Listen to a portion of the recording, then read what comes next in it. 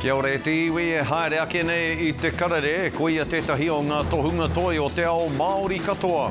Koe nei ngā momo kupu kōrero I utai nā tūrā ki rungi a Fred Graham hei koro wai mōna I aia ka whakatoitoi atu ki te pō.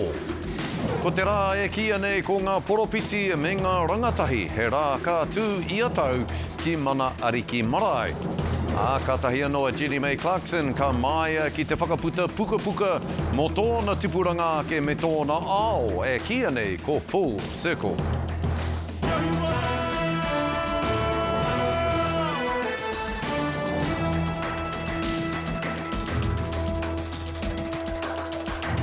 Nō reira kei ngā kōātātatanga o tua whakarere tēnā koutou katoa. Ko ia tētahi o ngā tohunga toi o te ao Māori katoa.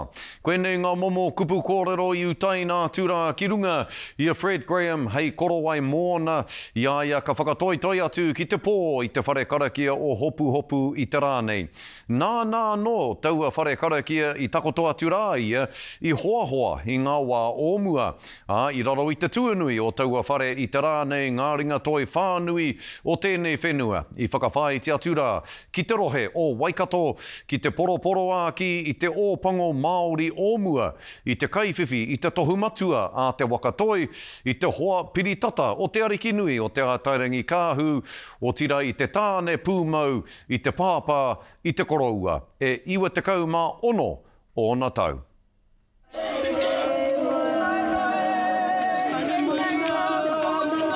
Te haerenga whakamutunga o te tohunga toi a Frederick Graham ki te whare karakia nāna me tōna wahine I hanga. He was probably one of our greatest artists, particularly in the contemporary field, and he came up with new ways of expressing our language universally to the world. So that's why people can understand his work. It's aesthetically it's beautiful, but it also has very deep meaning. Kia tātou nei rangatira a Fred, e tangata umari e tangata mōio, kia rātou nei kuhui tūrangitia, mea rātou nei hoa. Ko ia e te I o ngā huetu, I roto taku mai, I roto te mai toi, no reire ki aia, aere oki. Uncle Fred's work is in Wellington. Kei ngā whare o te aonga mahinga toi, o tēnei taonga no Ngāti Koro ki Kahukura. Is actually all over the world in the Venice Biennale. E kore I e ware tia. Ko ana mahi toi, ka whakaora I aia ki te hinengaro, ki te pori o te ngutu, ki te ārero kōrero o ngā whakatupuranga o haere ake nei.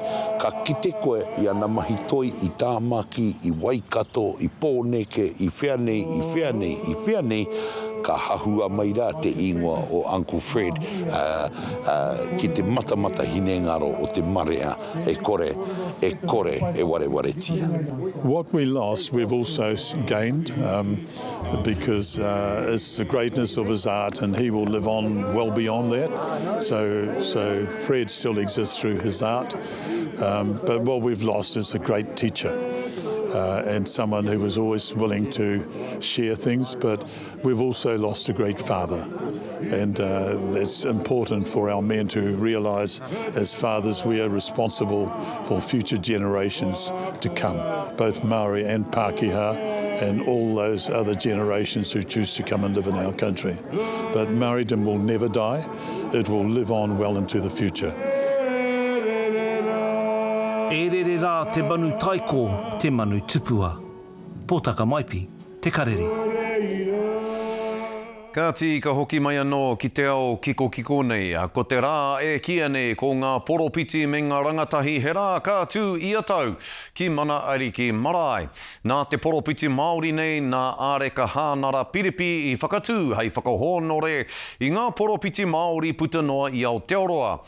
Te kaumārua ngā taonga ka whakawhiwhia hei tohu I ngā poropiti no ngā rohe te kaumārua o te motu. Ko enei taonga nei ka tukunui ho ki ngā rangatahi hei whakanui I tā rātou mahi, kia kaua ngā kōrero me ngā mātā pono mō enei poropiti e memeha I roto I te wā. Kia tahuri ake tātou ki te pūrongo, Ali Neni tui tupou.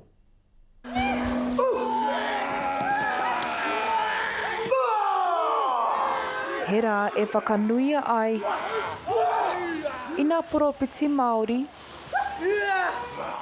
Mena Rangatahi e kawe tonu i te wairua tapu ki te ana mata. Ko te rao nā poropiti me ngā rangatahi. Kia whakahonere nā poropiti me o rātou nei mahi wairua. He rangi maumahara ki a rātou. E kei huena nā roi mata, ki ngai tō tātou ar Mana Ariki. E matapopore nui ana rātou i e nei taona. He tohu nui mo nā mānai o nā hau e whā, mai te hiku o te ika, heke iho ki te kei o te waka. Nā taonga ko ngā poropiti. Me kira ko etehi, ko tohu kākahi, te whiti o rongo mai, me kira taranaki. Ka ki nei tōku tupuna, e te poropiti whakamutunga. Ko tēnei hononga, ki Wāhanga nui ngā uri o Aperehama te tau nui, ana me tēnei wāhi, ka kore e motuhia. Ko te wahanga ki au, ko te āhuatanga ki a Aperehama taonui, ki roto i te tai tokerau. Koina ko te hononga o te poropiti, ki tēnei poropiti whakamutunga, ana o te tohu o tōku tupuna Aperehama taonui.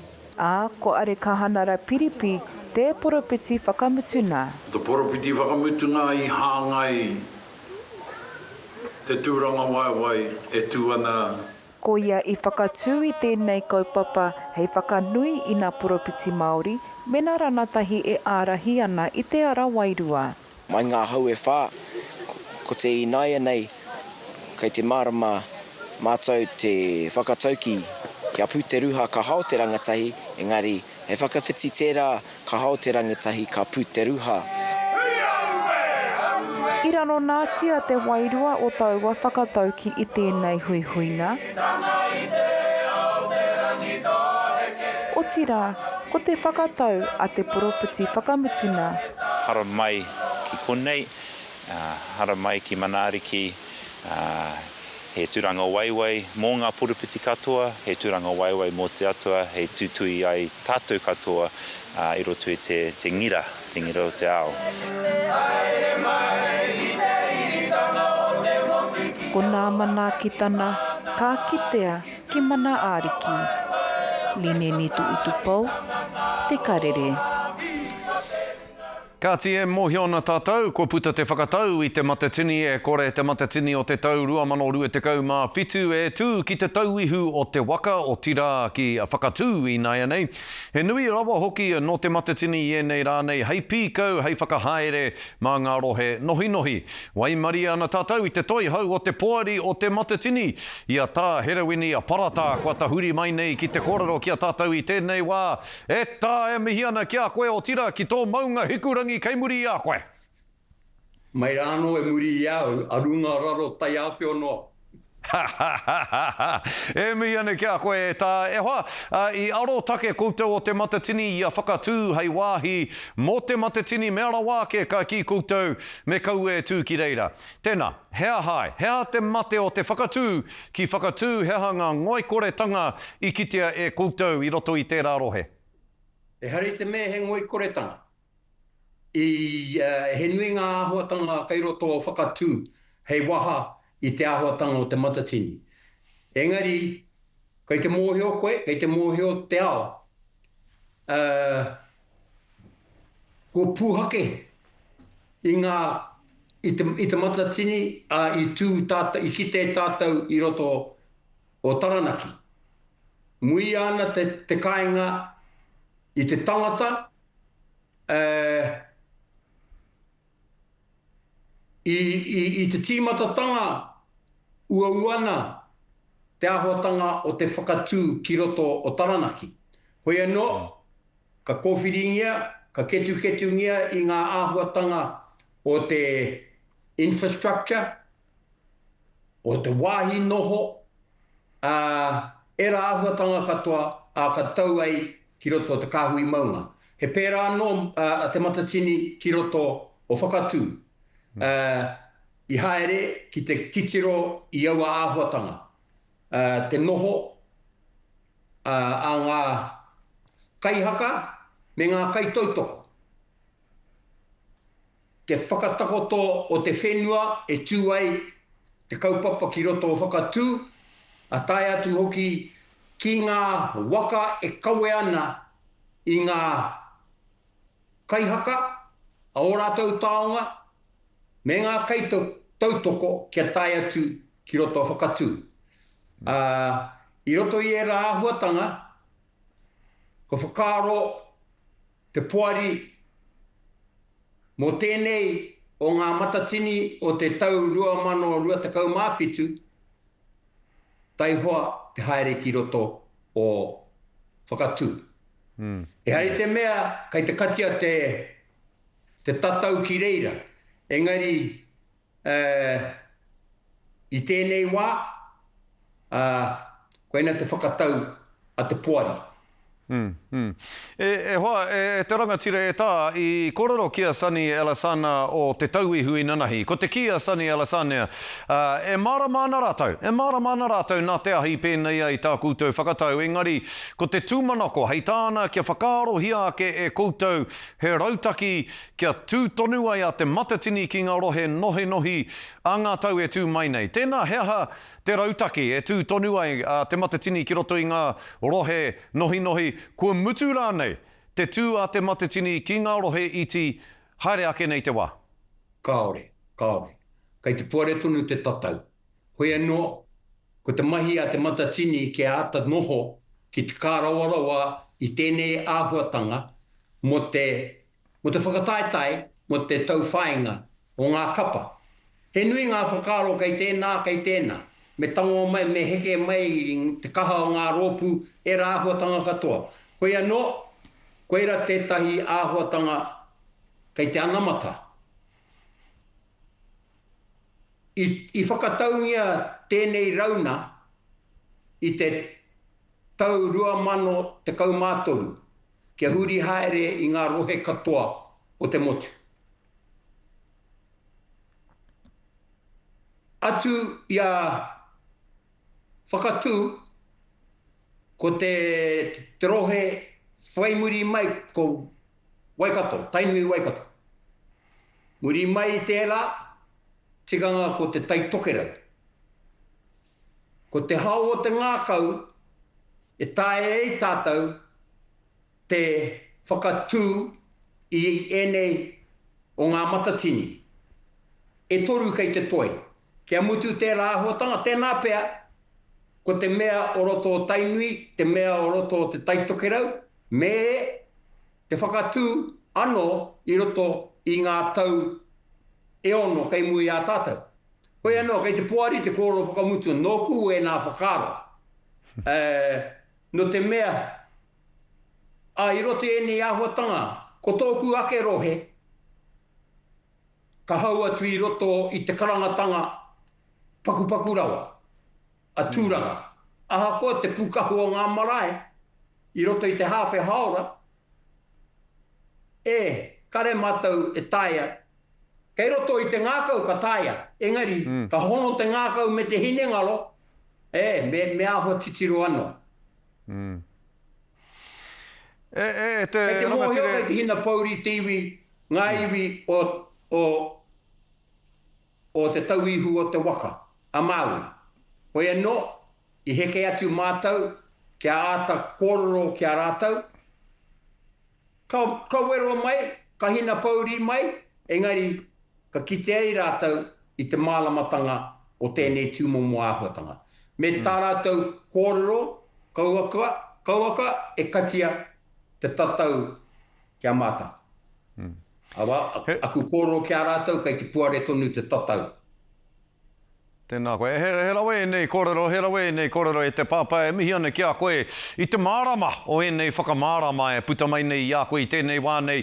Hei whakatepe ake I kō hete, kō whete mai tētahi manu ki taku taringa I kō tata ake nei, ko tana kōrero, he kōrero mō tētahi hui ki taupō a enei rangi whakatā ko Matatini Advance. Hea ngā kōrero mō tēnei hui Matatini Advance? Kare wāhi ki o taringa, kare wāhi kia wairane. Engari, ko tēnei kaupapa, mo te matatini e anga whakamua ne, kia kōrero e nei āhuatanga. E hei te me tēnei anake, engari, te anamata, te āpōpō o te matatini. Rokohanga, ko te taumata tirohanga o te matatini, Mana motu hake ki te kāinga, mata tū, mata ola, mata tini ki te ao. Koe re te tuāpapa o tā mātau hui, mōheo tonu au, he nui ngā whakaalo o te mata tini, neke atu te miliona ngā whakaalo e huri rauna. Ko ngā whakaalo o aua miliona, kei te tika katoa. Hoi anō, ka hoki mai, ki runga ki te puari, hei whakatau i ngā āhuatanga e anga whakamua nei tātou. Kia ora. E tae te matua me pēnei taku mihi atu kia koe i te pito o te ngākau. Ka mau te wehi o ngā kōrero.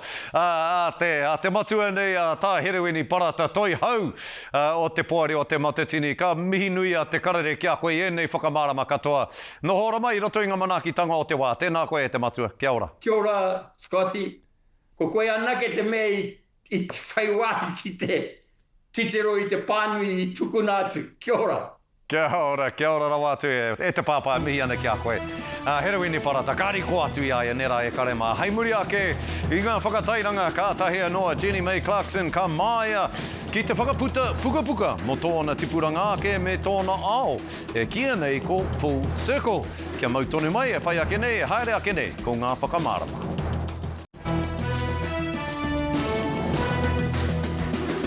Hoki mai anō ki te karere, ko ia tētahi o mātou hoa mahi i te reo tātaki nei. Ara ko Jenny May Clarkson kai whakataki i te hōtaka parakuihi i ngā ata. Me te aha, kātahi anō ia ka māia ki te whakaputa puka mo tōna tipuranga ake me tōna ao e kia nei ko Full Circle.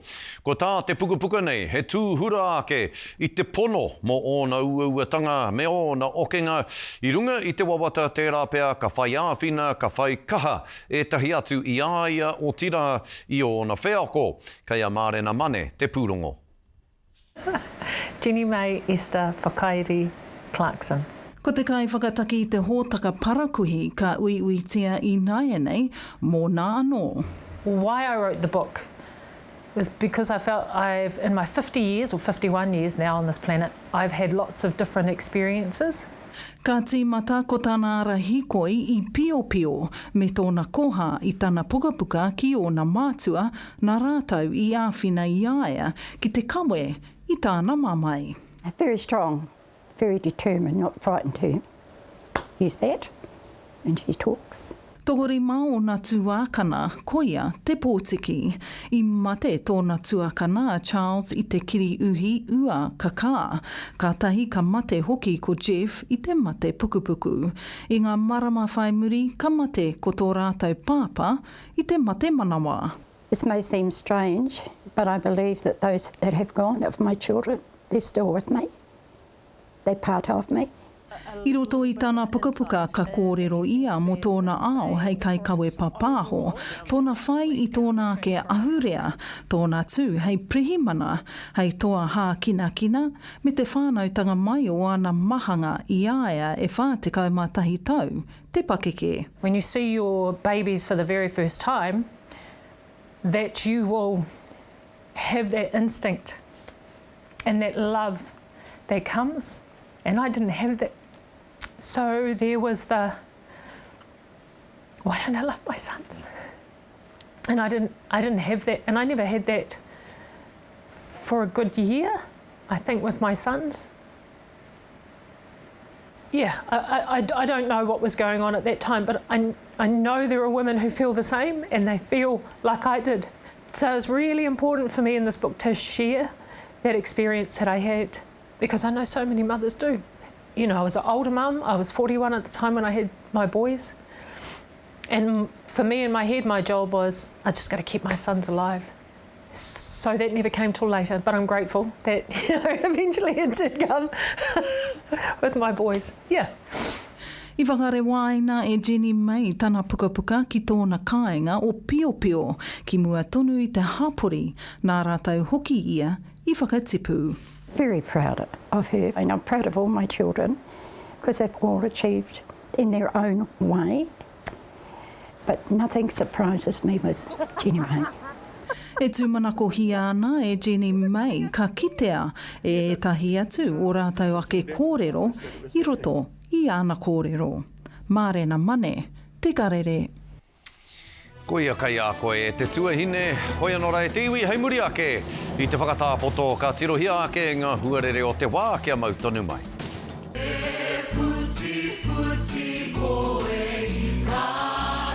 Ka tiha e kare mā e whai ake nei ko ngā tohu huarere.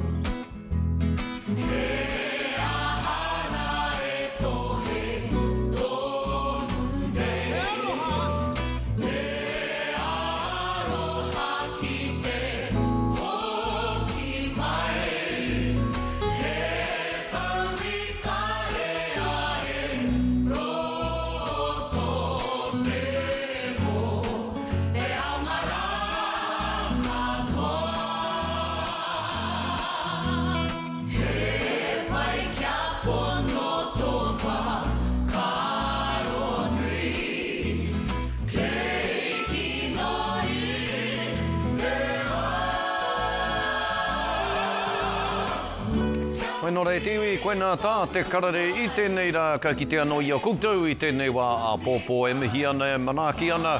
Koutou katoa e mihi ana ki a koutou ko te tūmanako ka manaki hi a koutou katoa. Tēnā koutou katoa. Kia ora tātou.